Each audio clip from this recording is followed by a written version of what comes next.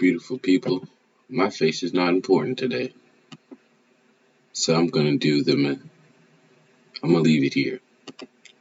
Looks mystique and mysterious. That's a bad excuse for poor quality. Who knows? But the more we get viewers, the more we get people in here, man, the better the quality it gets. So let's just tune in. So we all know about serial killers. The clown who turned out to be a serial killer, teachers, janitors, the weird, what you call those people? What do you call those people that just wander state to state and they kind of couch surf and those kind of people, right? Turn out to be serial killers, but what happens when a judge turns out to be a serial killer? 2013, in Wise County, Texas, Deputy James Boyd was performing a routine traffic stop on a 1991 black Cadillac DeVille. What he didn't realize was that the person driving this vehicle was the notorious Evan Spencer Ebel, a member of a violent prison gang known as the 211 Crew. Evan was incorrectly released from prison just 2 months before this encounter due to an error in his court records. During his short taste of freedom, he obtained a 9mm pistol and killed a Domino's delivery driver named Nathan Leon, stealing his uniform in the process. Evan then wore that uniform as a disguise and rang the doorbell of Tom Clements, the executive director of the Colorado Department of Corrections. When Tom answered the door, he was shot directly in the chest and killed. In the shocking overnight murder of the head of Colorado's prison system, Tom Clements was gunned down as he answered the front door of his Monument home last night. Air Tracker 7 was over the home this morning. Investigators are searching the area for clues, and they are... This killer thought this out methodically, talking to neighbors. 2 days after this shooting brings us right back to this traffic stop on March 21st, and it seems that Evil Ebel would rather continue his murder spree than go back to prison. In this exact moment, Deputy Boyd was shot 3 times, twice in the chest and once in the head. Unfortunately, due to YouTube's sensitive graphic violence guidelines, we are unable to show this shooting on screen. However, Deputy Boyd recovered from his injuries and later described the experience. I remember seeing the gun shoot off a number amount of times, and I could see the cartridges fly out, at which point I blacked out. I had no clue whether I was standing, sitting, laying, whatever. While squirming on the ground in shock and agony, Deputy Boyd is spotted by a random civilian who pulls over to help. Backup is called in, and while Deputy Boyd gets some much-needed medical attention, numerous officers from several jurisdictions are quickly in hot pursuit of the shooter. The chase reaches speeds of over 100 miles per hour, and more shots... I thought I was watching something about a judge being a serial killer.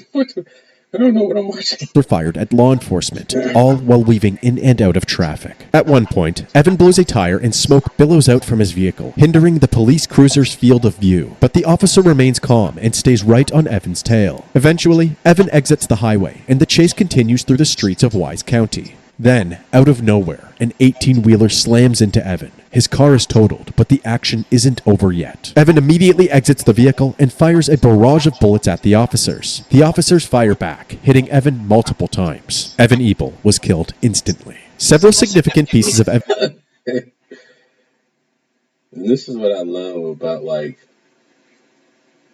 when you're really a brotherhood, for real. No BS, no wash down, no Judas among your tribe. Whether you're black, white, or Mexican, or Muslim, or Asian. When you got a real brotherhood, bro, if anybody hurts anybody in your family, in your tribe. And this is what these cops did, bro. Because bro was busting at him, and they just kept moving forward I don't care. You're going down. Respect to these guys. Evidence were found in Evan's Cadillac, including Nathan's Domino's uniform, directions to Tom Clements' house, a manifesto outlining his grievances with the prison system, and a hit list of other prison officials. This was an immediate red flag for authorities, as just 7 weeks earlier, another shooting took place with striking similarities. On January 31st, 2013, just 3 days after Evan Ebel was released from prison, a DA in Kaufman County was shot just outside of the courthouse. Kaufman County 911. Yes, sir. We've got a gentleman on Grove Street and Madison that just got shot. Officer Jason Statsny was the first to arrive at the scene. He immediately began CPR. You got a shot in his brain. There you go. There you go, buddy. Keep breathing for me. 5 minutes later, an ambulance arrived and an EMT took over. Anybody know anything about it? He's one of the DA prosecutors. The victim was 57-year-old Mark Hassey, the chief assistant DA for Kaufman County. The scene was quickly secured, and Mark was loaded into the ambulance. Soon after being transported to the hospital, he tragically passed away. With the shooter at large, the courthouse was shut down for the day, and police... That's the thing, like, lawyers and prosecutors and managers and people forget that they're human, right? And, like, whether it's like the top gangster or just people who think they can't die or they forget that they can die. So they're talking to you any kind of way, they're acting any kind of way, they're talking to people any kind of way, treating people any kind of way, and they forget, like, yo, you are flesh and blood. And that goes for prosecutors, that goes for gangsters, that goes for managers, that goes for, bro, treat people how you want to be treated. Now, this could be just an outright dude, but this case is not the only case. This has happened a lot. And some of these prosecutors, they just be on that stage, on that stand, just talking wild. Managers talking to their employees wild. People talking to other people wild. Just forgetting that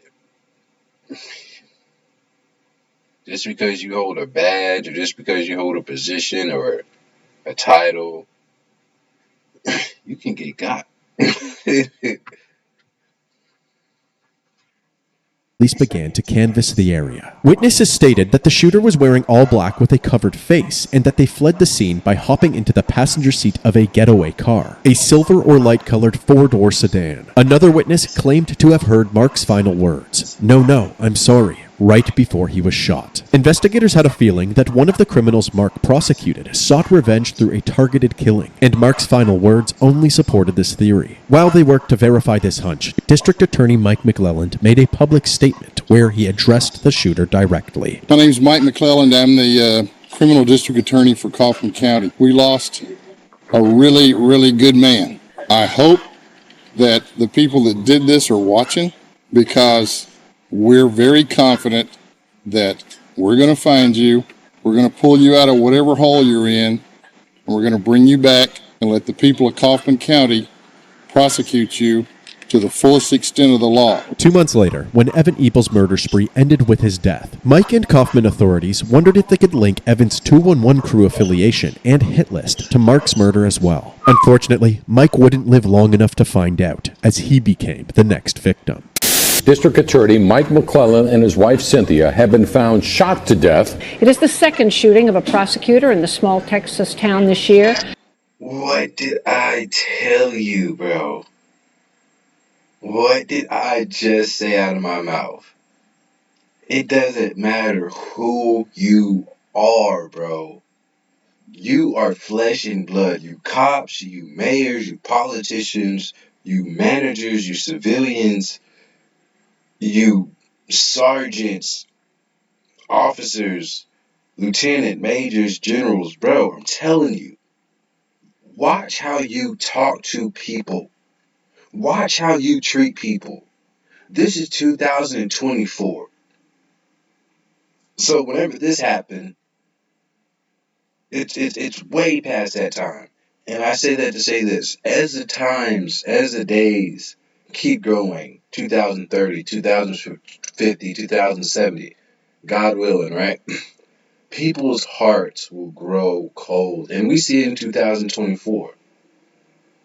You know, mothers turn against daughters, sons against fathers. You know, children turn against their parents. People killing each other for no reason, man. Nobody talking about Jesus. Nobody talking about God. And I'm not bringing religion into this. But I'm saying that to say this. As we grow closer to these last days, people's hearts and mercy is going to be at a minimum or just non-existent. So when you are talking to people, instead of them saying, okay, let me take a step back and let me let this dude vent and go on his little rant, or let me just excuse myself from this situation, people are going to go, psh, all right, you just offended me, you just disrespected me, I got to kill you. That's the age we're living in. And it doesn't, I just said that. It doesn't matter your title, bro. It does not matter. Coming just 2 months after Assistant District Attorney Mark Hasse was shot dead outside the local courthouse on his way to work. On March 30th, 2013, friends and family were unable to get in touch with District Attorney Mike McClelland and his wife Cynthia. When they went to check on them, the door was unlocked. Inside, they immediately noticed shell casings at their feet. They feared the worst, and after moving toward the living room, Cynthia was found lying motionless in a pool of blood. Further into the house, they discovered Mike's body as well, riddled with bullets. The McClellans had been brutally murdered. Authorities rushed to the scene and spent the night processing it. It was discovered that the McClellans had a home security system that kept track of any movement detected in the house. All movement stopped by 6:42 a.m. that morning, indicating that the shooting must have taken place around this time. News quickly spread of the McClelland murders, and while hundreds of investigators got to work, a multitude of tips poured in from the public. But one of these tips was much different than the others. It came in on the night of Easter Sunday, and it simply read, "Do we have your full attention now? Only a response from Judge Bruce Woods will be answered. You have 48 hours." Optimum's Black Friday deal is here. It's our best offer of the year. Get 1 gig internet for $30 a month. Bundle with...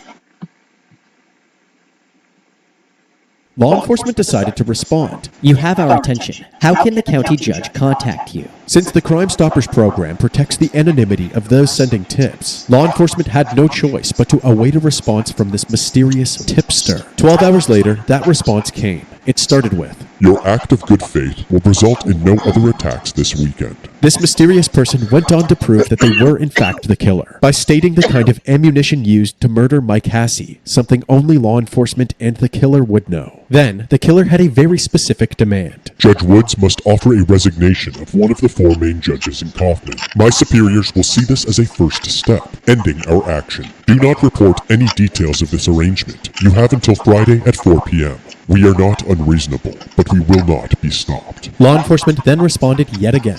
We are working on your demands. A lot has been put out to the media. Can you give us additional details that are specific to this case and not known by the press? Unfortunately, the conversation ended there, leaving law enforcement wondering if these were threats coming from Evan Ebel's fellow gang members. Ebel was a member of the white supremacist prison gang called the 2-1. And I'm thinking, bro, I'm like, bro, whoever y'all pissed off, they're not your average, what do you call them, drive-by shooters. These guys are intelligent, they pay attention to detail, and they're on point. And when you got a team like that, an elite team, whether they be gangsters, whether they be, bro, it's gonna be problems. And it's bad when you make a gang who, like I said, they're on point. They're not leaving any traces. They're not leaving any clues. They're watching the security cameras. They're watching where the security cameras are pointing. They're watching the neighborhood. They came in at 7 or 6:50 in the morning. Probably like 6 in the morning, let's say. So they're going in there early in the morning where everybody's just waking up or about to wake up or still sleeping. Most neighborhoods are still sleeping at 6 in the morning. Man, and it's crazy. But it's nice to know, like, what a gang can do when people are like, oh, you're dumb, you're stupid, and People just don't know. Man. And this is for any gang. Black. Especially black. White. Mexican. Especially Mexican. If you really make certain people your enemies, bro, and they get together. 211 crew. In recent years, experts say ultra-violent white supremacist prison gangs like the 211 crew and the much larger Aryan Brotherhood, the subject of this National Geographic investigation, have expanded their criminal enterprises outside the prison wall. And what's so bad about the white Aryan Brotherhood is that they're white. So their business can scale from really legit businesses where you just have a front man running in. He's still fully part of the brotherhood, but he's hiding his tattoos, his demeanor, the way he carries himself, his characteristics, his charisma. He's on point, bro. So you're not gonna ever guess that, oh, this is a gang member. So these white gangs, bro, that's what's so dangerous about them, is that they can go anywhere, and if they're smart enough, they don't give themselves away easily. Selling drugs and running guns, all directed from behind bars. They devised all kinds of codes, so they might send out a letter that looks like a quite benign letter but is actually directing a hit or some other kind of criminal activity. Still, experts say it is extremely rare for prison gangs to kill top officials, because to do so means all-out war. Tonight, war may well be what the 211 crew has on its hands. With the possibility of more organized gang violence on the way, detectives were in overdrive, searching for anything or anyone to help identify Mike and Cynthia's shooter. While reviewing surveillance footage from businesses around the McClelland household, a white Ford Crown Victoria can be seen speeding through the streets. Meanwhile, another team of investigators were taking a look through the past cases involving both Mike McClelland and Mark Hasse. From these case files, a new suspect emerged, former Justice of the Peace and Mensa member, Eric Williams. In 2011, Eric was arrested and charged. What? So this really all goes back to the judge? Charged with felony theft. This Mensa-certified genius seemed to have forgotten that there were cameras in the courthouse when he stole 3 computers. Following his arrest, he was brought to the interrogation room for questioning. Okay, before we get started, Lloyd Moran, you're an attorney, you're a judge, so you know what is out there. I know you gotta read. It's been an ongoing kind of thing where I tell IT people, look, that I need to keep improving things. Yeah, I understand, but you hadn't put any kind of written request, nothing like that's been documented on. No, nothing like that. I don't think that you actually believe, I mean, you're an educated person, I see your class ring on your finger, that you can just walk into the ID department and say, I need a monitor, I'm taking that one. I mean, there's places that do that. Places being here in Kaufman County, or? Well, I mean, there's businesses that, yeah. Eric was offered a plea deal, which would reduce the charges from a felony to a misdemeanor. But he refused this offer, and the case was sent to trial. The prosecution team consisted of Mark Hasse and Mike McClelland. Eric was ultimately found guilty. He was only sentenced to 2 years probation, but what really stung was that he was now a convicted felon. As a result, his position as Justice of the Peace and his law license were revoked. Following Mark and Mike's death in 2013, Eric was asked to take part in a police interview. He refused to speak with the investigators following the advice of his attorneys. However, Eric had no problem speaking with the media, giving his 2 cents throughout the investigation. First, I want to say that my deepest condolences go out to the McClelland family and all the people at the courthouse, most of which I know. I cooperated with law enforcement. I certainly wish them the best. When people say certain things, I always look into their eyes. Well, I always look into people's eyes. It's just connecting to the soul. And it's some people that it comes off very quick that they carry dark energies around them. Or that people are light and lighthearted, and everything connects to the soul. So when people come out and they say, oh, I'm sorry, or they're trying to say something meaningful, always look them in their eyes. Yeah. bringing justice for this incredibly egregious act. Has anyone connected with this investigation suggested to you that you are a person of interest in the investigation? No. Did you bear either of those men any kind of grudge? No, absolutely not. My heartfelt condolences go out to both the McClellan family and the Hassey family because they were... Remember I said you have to be smart, you have to pay attention to detail. This is what happens when a good man turns bad. This also happens when your pride gets in the way. And your ego.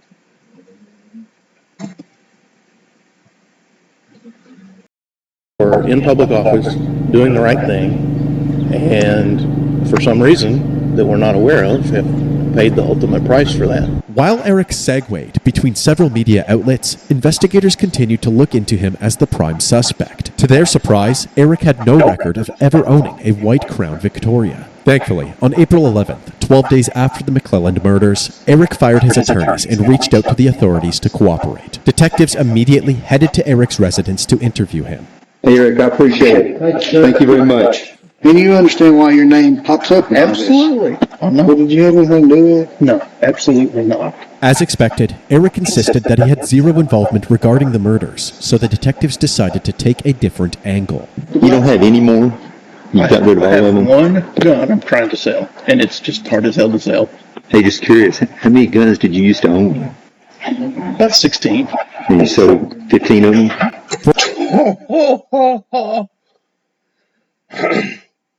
This is not outrageous, especially in Texas, especially in America, period. 15 guns is nothing. But when you've been connected to a murder, and now you're trying to sell your firearms, all of a sudden, let me tell you something. Once you get a firearm, bro, you don't want to sell it. Unless, like, you really need the money.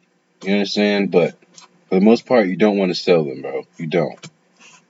He's trying to get rid of all of them. He got rid of all 14, and he's trying to get rid of that last one. Bro? For context, since Eric is a convicted felon, it is illegal for him to own any firearms. I'd love to go back and say, there's no guns in your house. That's not true.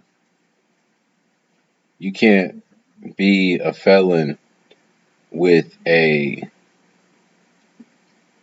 like a domestic assault crime. You can have a gun as a felon. It just can't be like assault or combative charges. Like domestic violence, assault, or attempted murder or anything like that. Then yeah. We looked in the house. Guess we could just look in there real quick. Without probable cause, the detectives are unable to legally search Eric's home unless he grants them permission himself. But you don't mind us going in there and looking?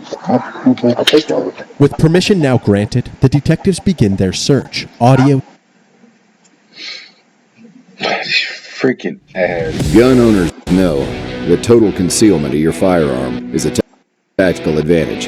It gives you the power and anonymity to decide how to handle the situation. Here at Urban Carry, we've made it our mission to design better holsters, better features, better designs, better style, feel, and comfort. The Lock Leather G3 is the result of thousands of hours of research and Audio still rolling.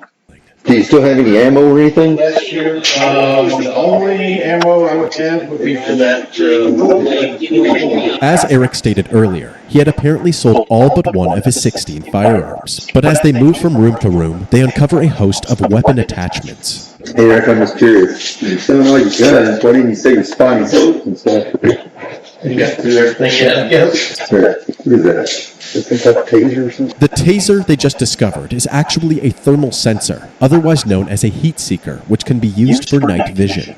Since the McClellans were believed to have been killed before sunrise, the detectives used this, along with the suspicious amount of firearm attachments, as probable cause for a proper search warrant. The next day, on April 12, 2013, the search is in full swing, with Kaufman County investigators in the FBI working together. During this search, Bro, they this case find is crazy. even more than they were hoping for. In a filing cabinet in the garage, they found the vehicle registration for a white Ford Crown Victoria. They also found a scrap piece of paper. Written on it was an anonymous tip website and a password. When the police gained access to this account, they confirmed that Eric was the one taunting and extorting law enforcement. We are not unreasonable, but we will not be stopped. Authorities have arrested 46-year-old Eric Williams.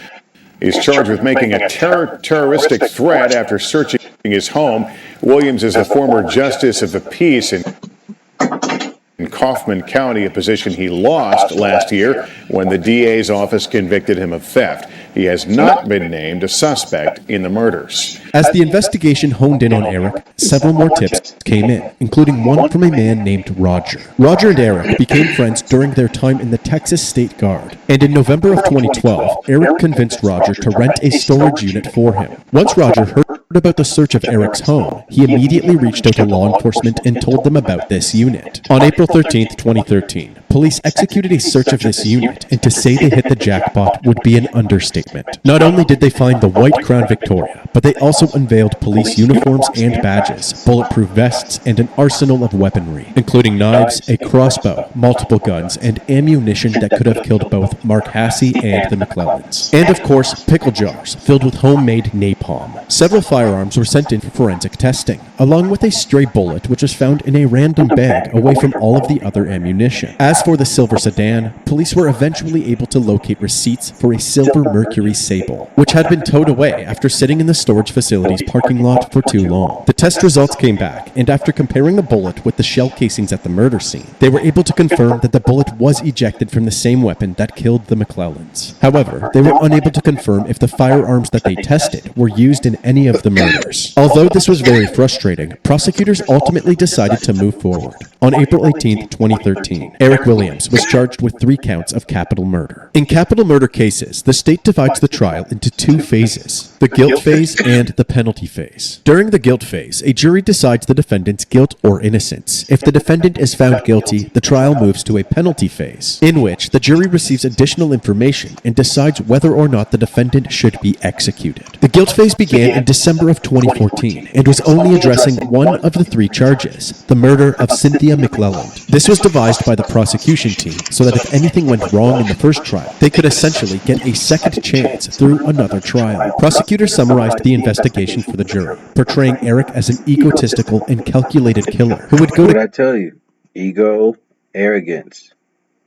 Sometimes when your ego is too high, and it's not sometimes that we see it as ego. Sometimes we see it as our pride or our feet being stepped on or somebody disrespecting us. That's ego. You know what I'm saying? That's being arrogant. So the greatest warrior ever, bro. Only time he ever got mad was when they turned his father's house into a gambling spot. And I'm talking about Jesus Christ. The greatest warrior we know. Michael had to fight Lucifer. Jesus just said with his words. Didn't even have to fight this man. Didn't even look at him as an enemy. You are beneath me, homie. You understand? So, if he didn't live his life with arrogance and, just complete utter filth in a person, then why would we as Christians? And I bet you he claims to be a Christian because he's in Texas. The great lengths for revenge. This is my chance to tell you the story of the murders of Mike and Cynthia McClellan. He sent an email into law enforcement claiming credit for the murders, thinking law enforcement would never figure it out. But he was wrong. They also used the storage facility's surveillance footage to establish a timeline of the crime. At about 6 a.m., the Crown Victoria can be seen entering the parking lot, then leaving 12 minutes later at around 6:12 a.m. Then, after killing the McClellans at around 6:42 a.m., the vehicle heads back to the storage unit, arriving at 7 a.m. 17 minutes later, a black SUV can be seen leaving the area. The defense, on the other hand, focused on the weak points in the prosecution's case. Eric Williams did not commit these murders.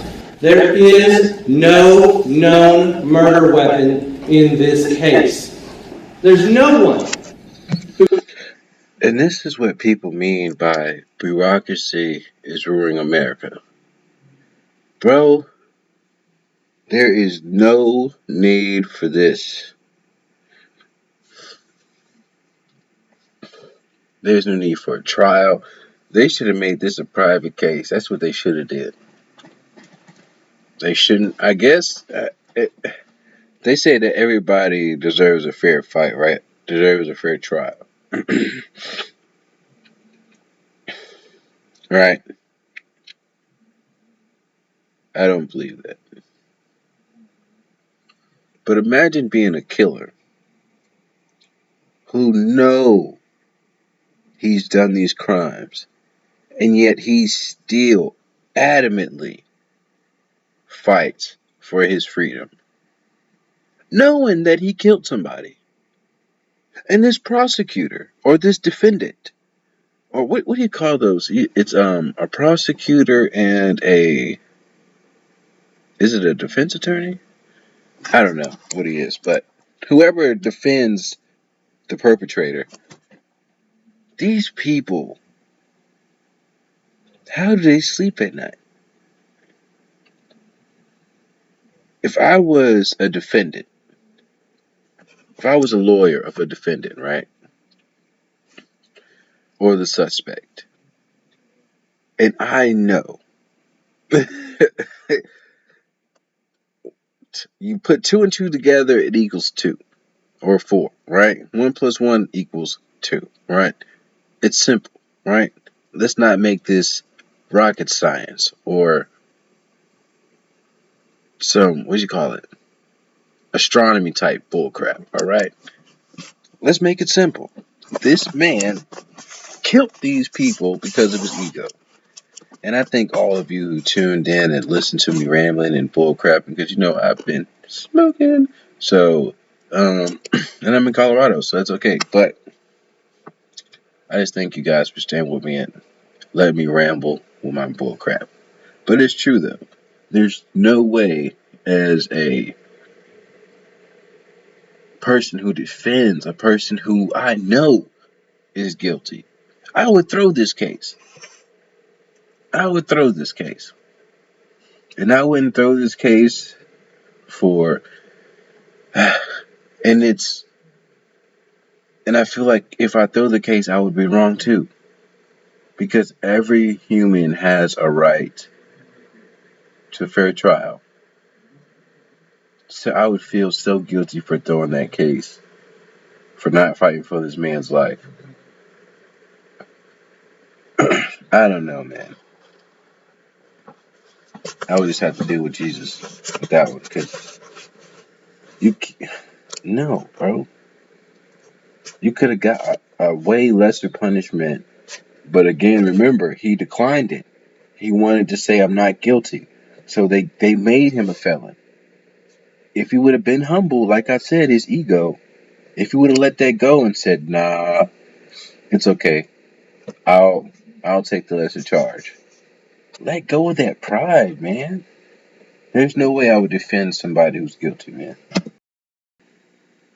Who can place Eric Williams in that scene at the McClellan home? No one.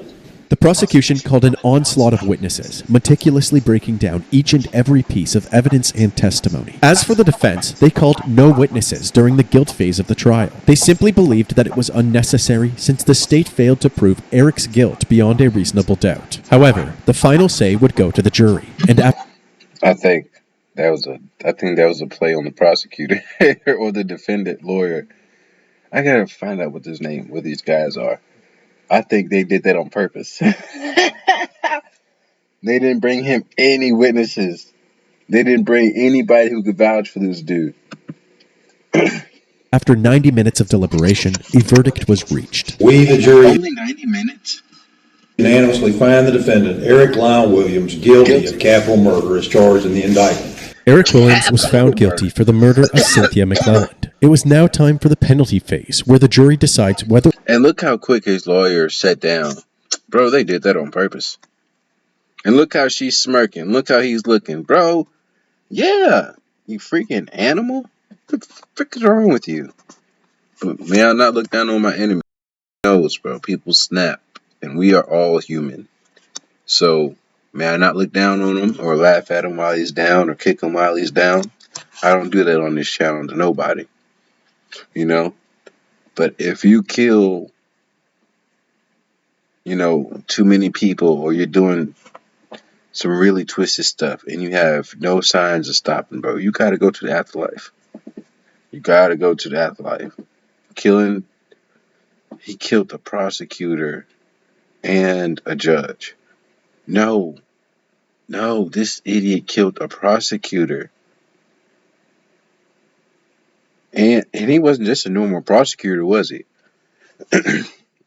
He killed a prosecutor and the head of like Texas DA or something like that. Bro, you might have the death penalty. You might have the death penalty. Not Eric will receive the death penalty. What'd I just tell you, bro? Bro. And y'all know, because of DJ Ghost, shout out to Lil Homie. We don't pre-watch our videos over here. I don't do that.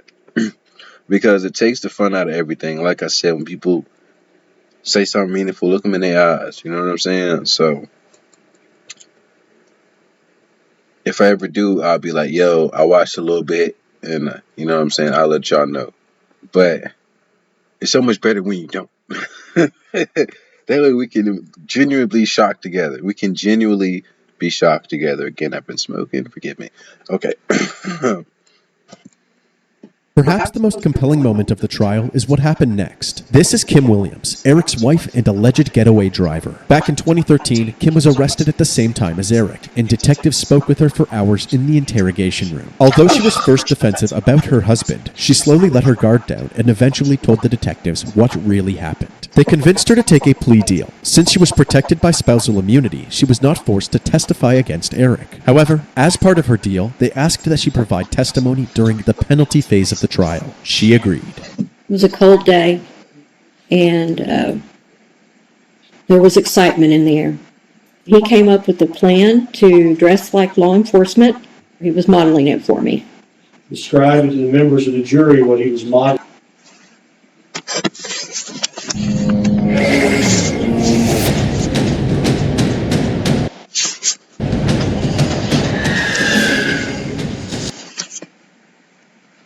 Modeling for you the night before. I want to say he looked like he was in the Army or SWAT. He had a bulletproof vest that had sheriff on the front. That more than likely Mrs. McClellan was going to answer the door and he was going to introduce himself as a policeman. You may be wondering why Cynthia had to die if Mike was the target. Kim explained Eric's simple reasoning to the court. She would be there as a witness, and he described it as collateral damage. What did he tell you about how Cynthia McClellan died?